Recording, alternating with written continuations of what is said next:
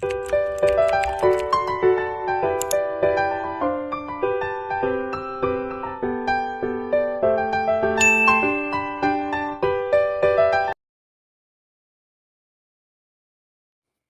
belajar kognitivisme. A. Konsep dasar kognitivisme. Kognitif berasal dari kata kognition yang berarti pengertian, mengerti.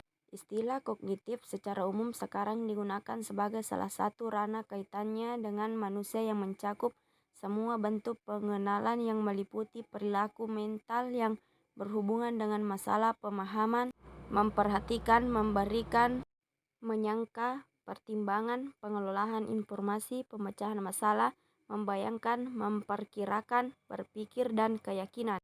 B. Tokoh dan kajian belajar menurut kognitivisme. A. Jerome S.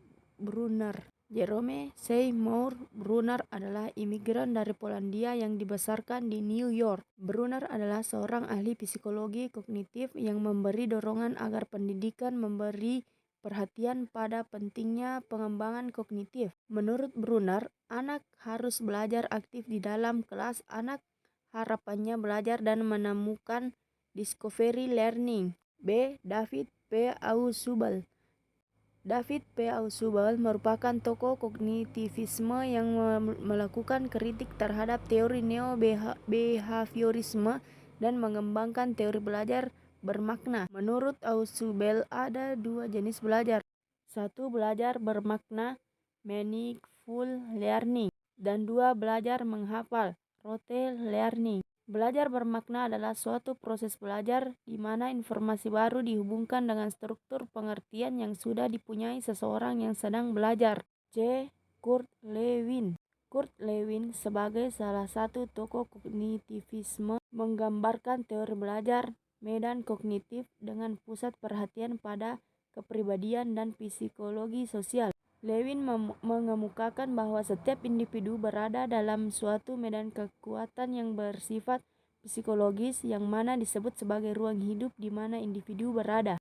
Suryono dan Haryanto belajar menurut teori belajar medan kognitif berlangsung karena adanya perubahan struktur kognitif. D. Jean Piaget.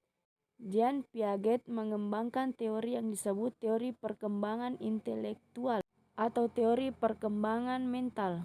Teori perkembangan intelektual bertujuan untuk menjelaskan mekanisme dari proses perkembangan individu dari mana bayi hingga masa dewasa yang didasarkan pada nalar dan kemampuan berpikir menggunakan hipotesa. E. Robert M. Gagne. Belajar menurut Gagne dijelaskan bukan sebagai proses tunggal, melainkan proses yang luas yang dibentuk oleh pertumbuhan dan perkembangan tingkah laku. Suryono dan Haryanto menurut Gagne, dalam pembelajaran terjadi proses penerimaan informasi untuk diolah sehingga menghasilkan keluaran dalam bentuk hasil belajar. C. Aplikasi dan implikasi teori belajar kognitivisme.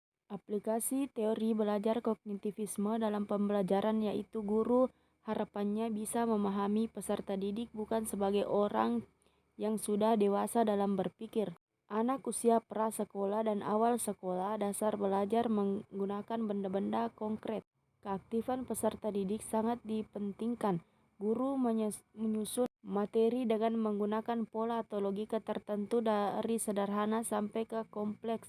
Guru menciptakan pembelajaran yang bermakna, memperhatikan perbedaan antara peserta didik untuk mencapai keberhasilan.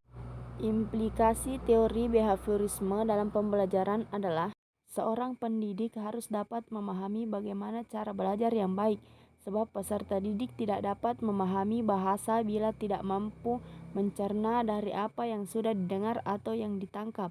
D. Kelebihan dan kekurangan teori belajar kognitivisme. Teori belajar kognitivisme lebih dekat kepada psikologi daripada teori belajar, sehingga aplikasinya dalam proses belajar mengajar tidaklah mudah. Selain itu, sukar dipraktikkan secara murni sebab seringkali tidak mungkin memahami struktur kognitif yang ada dalam benak setiap peserta didik. Hakikatnya, teori kognitif adalah sebuah teori pembelajaran yang cenderung melakukan praktek yang mengarah pada kualitas intelektual peserta didik. Meskipun teori ini memiliki beberapa kelemahan, teori kognitif juga memiliki kelebihan yang harus diperhatikan dalam praktek pembelajaran. Aspek positifnya adalah kecerdasan peserta didik perlu dimulai dari adanya pembentukan kualitas intelektual atau kognitif.